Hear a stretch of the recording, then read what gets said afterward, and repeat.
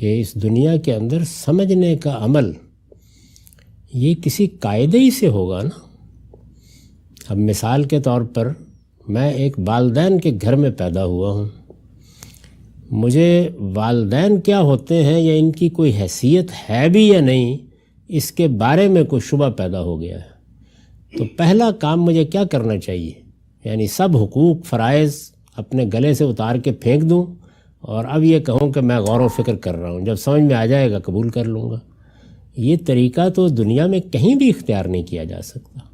آپ جو کچھ اس سے پہلے آپ کے لیے طے ہے اس کے اندر کھڑے ہو کر غور کرتے ہیں، اس کے بعد آپ جس نتیجے پر پہنچ جائیں آپ کو حق حاصل ہے۔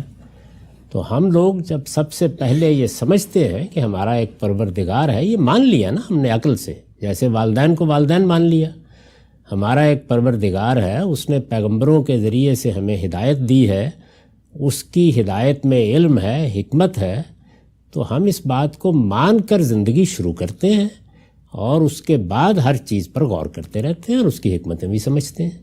اور اگر کسی چیز پر کسی وقت اطمینان نہیں بھی ہوتا تو تب بھی یہ اعتماد رکھتے ہیں کہ جلد یا بدیر یہ اطمینان ہو جائے گا، کیونکہ بات اس کی ہے کہ جو علم و حکمت کا منبع ہے۔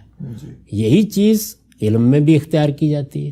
آپ سائنس پڑھتے ہیں تو کیا پہلے دن سے آپ نیوٹن، آئنسٹائن، ارسطو، افلاطون، گلیلیو سب سے بغاوت کر دیتے ہیں؟